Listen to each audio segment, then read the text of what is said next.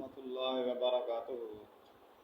آج میں اپنے ملک ہربل یوٹیوب چینل سے آپ کو طب نبوی صلی اللہ علیہ وآلہ وسلم میں مباشرت کے اعلیٰ قوانین کے بارے میں بتاؤں گا۔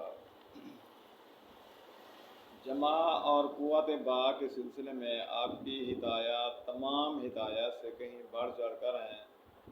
ان کو اپنا کر صحت کی حفاظت کرنی ممکن ہے اور اسی کے ذریعے لذت و سرور کا پورا سامان فراہم کیا جا سکتا ہے، اور جمع اور قوت با کی وضع جن مقاصد کے لیے پیش نظر کی گئی ہے ان کا حصول بھی آپ ہی کے طریق پر چل کر ممکن ہے۔ جمع تین باتوں کے لیے واضح ہوئی اور یہی جمع کے حقیقی مقاصد ہیں۔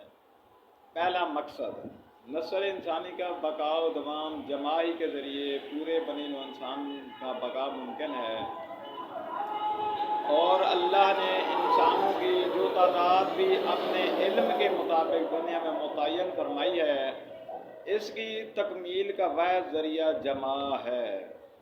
دوسرا مقصد اس رطوبت کا اخراج جس کے رک جانے اور جمع ہو جانے سے سارے بدن کو نقصان اور ضرر سے دوچار ہونا پڑتا ہے۔ تیسرا مقصد خواہش پوری کرنا، لطف اندوزی اور نعمت الہی سے بہرہ ہونا ہے، اور یہی ایک نفع ہے جو انسان کو جنت میں حاصل ہوگا، کیونکہ وہاں نہ اضافہ نسل ہوگا اور نہ اعتقان منی کے بذریعہ جمع استفراغ کرنا مقصود ہوگا۔ دنیا کے تمام بڑے فاضل اتباع کا خیال ہے کہ جمع صحت کا ایک بہترین ذریعہ ہے۔ حکیم جالینوس نے لکھا کہ منی کے جوہر پر نار اور ہوا کا غلبہ ہوتا ہے، اور اس کا مزاج حار رطب ہے، یعنی کہ گرم ہے، اس لیے اس کا وجود اس خالص صاف خون سے ہوتا ہے جو اعضائے اصلیہ کی غذا کے کام آتا ہے۔ جمع کرنے کا ایک فائدہ یہ ہے کہ آدمی کی نگاہ پست ہو جاتی ہے، نفس پر کنٹرول ہو جاتا ہے اور حرام کاری سے محفوظ رہتا ہے، اور اسی جذبے کے تحت اسے نکاح کی خواہش اور عورت کے حصول کی تمنا ابھرتی ہے، جس سے اسے دنیاوی اور اخروی دونوں نفع حاصل ہوتے ہیں، اور عورت سے الگ نفع اٹھاتا ہے۔ اسی وجہ سے رسول اللہ صلی اللہ علیہ وآلہ وسلم اس کا بے حد لحاظ رکھتے اور اسے پسند فرماتے۔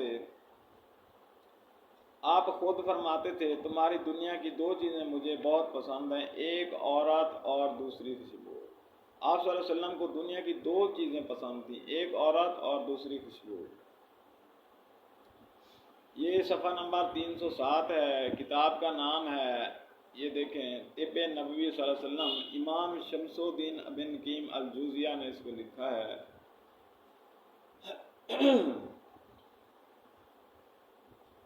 کتاب الزہد میں امام احمد بن حنبل نے اس حدیث کے بارے میں ایک لطیف نکتہ بیان کیا کہ میں کھانے پینے سے تو رک سکتا ہوں، لیکن جماع سے رکنا میرے لیے مشکل ہے۔ نبی کریم صلی اللہ علیہ وسلم نے اپنی امت کو شادی کرنے کی ترغیب دلائی ہے۔ آپ صلی اللہ علیہ وسلم نے فرمایا، تزاوجوا فإنی مکاثر بکم الامہ، شادی کرو اس لیے کہ میں بروز قیامت دیگر امتوں کے مقابل تمہاری کثرت پر فخر کروں گا، یعنی کہ اولاد پر فخر کروں گا، تمہاری اولاد زیادہ ہوگی۔ حضرت ابن عباس سے فرمایا ہے، روایت ہے، خیر هذه امت اکثرها نساء، اس امت کا بہترین شخص وہ ہے جس کے پاس زیادہ بیویاں ہوں۔ آپ صلی اللہ علیہ وسلم کا فرمان ہے، اس امت کا بہترین شخص وہ ہے جس کے پاس زیادہ بیویاں ہوں۔ دوسری حدیث میں رسول اللہ صلی اللہ علیہ وسلم نے فرمایا، میں عورتوں سے ہم بستری کرتا ہوں، سوتا ہوں، جاگتا ہوں، روزہ رکھتا ہوں اور بلا روزہ بھی رہتا ہوں، لہذا جس نے میری سنت اور طریقہ سے انحراف کیا وہ مجھ سے نہیں۔ دوسری جگہ پر آپ نے نوجوانوں کو مخاطب کر کے فرمایا، نوجوانوں جن کو قوت مباشرت ہو اسے شادی کرنی چاہیے، اس لیے کہ اس سے نگاہ محفوظ رہتی ہے اور شرمگاہ کی حفاظت ہوتی ہے۔ جو اس کی استطاعت نہیں رکھتا اسے روزے سے رہنا چاہیے، اس لیے کہ روزہ اس کے لیے ڈھال ہے۔ حضرت جابر نے جب ایک شادی شدہ عورت سے نکاح کیا تو آپ صلی اللہ علیہ وسلم نے فرمایا الا بکرن تلاعبھا و تلاعبک، تو نے کنواری عورت سے شادی کیوں نہ کی کہ تم اس سے کھیلتے اور وہ تمہارے ساتھ کھیلتی۔ ابن ماجہ نے اپنے سنن میں انس بن مالک کی حدیث روایت کی کہ انس بن مالک نے بیان کیا رسول اللہ صلی اللہ علیہ وآلہ وسلم نے فرمایا کہ جو شخص اللہ سے پاک و صاف حالت میں ملنا چاہتا ہے اسے آزاد عورتوں سے شادی کرنی چاہیے۔ اور سنن ابن ماجہ میں حضرت عبداللہ بن عباس سے روایت مرفوعاً روایت ہے، آپ نے فرمایا کہ دو اٹوٹ پیار محبت کرنے والوں کے لیے نکاح سے بہتر کوئی چیز ہم نے نہیں پائی۔ صحیح مسلم میں حضرت عبداللہ بن عمر کی حدیث مروی ہے، انہوں نے بیان کیا کہ رسول اللہ صلی اللہ علیہ وسلم نے فرمایا دنیا ایک پونجی ہے اور دنیا کی سب سے عمدہ پونجی نیک بیوی ہے۔ نبی اکرم صلی اللہ علیہ وسلم اپنی امت کے لوگوں کو حسین و جمیل دیندار کنواری عورتوں سے شادی کرنے کی ترغیب دلاتے تھے۔ اور سنن نسائی میں حضرت ابو ہریرہ سے روایت ہے، نبی اکرم صلی اللہ علیہ وسلم سے دریافت کیا گیا کہ بہترین عورت کی کیا خصوصیات ہے؟ آپ صلی اللہ علیہ وسلم نے فرمایا جب شوہر اس کی طرف دیکھے تو اس کو خوش کر دے، اور جب کسی کام کا حکم دے تو اس کی تعمیل کرے، اور شوہر کی مخالفت اپنے بارے میں اس کے مال میں نہ کرے۔ صحیح میں حضرت ابو ہریرہ نبی اکرم صلی اللہ علیہ وسلم سے روایت کرتے ہیں، آپ صلی اللہ علیہ وسلم نے فرمایا عورت سے شادی اس کے مال، اس کے حسب و نسب، حسن و جمال یا اس کی دینداری کی بنیاد پر کی جاتی ہے، تو دیندار عورت سے شادی کرنے میں کامیابی حاصل کر تیرے ہاتھ پاک آلود ہوں۔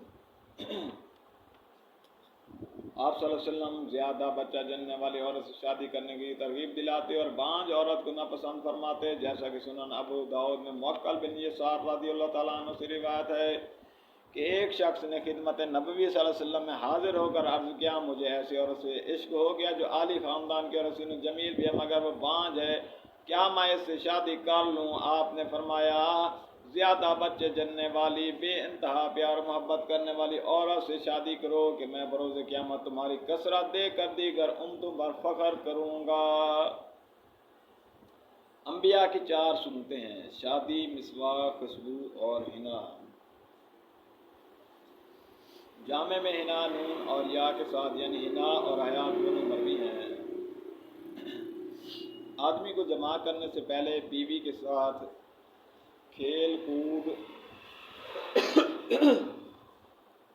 آدمی کو جمع کرنے سے پہلے بیوی کے ساتھ کھیل کود، بوسہ بازی کرنا اور زبان سے چوسنا چاہیے۔ رسول اللہ صلی اللہ علیہ وسلم جماع سے قبل اپنی بیوی کے ساتھ کھیلتے تھے اور ان کا بوسہ لیتے تھے۔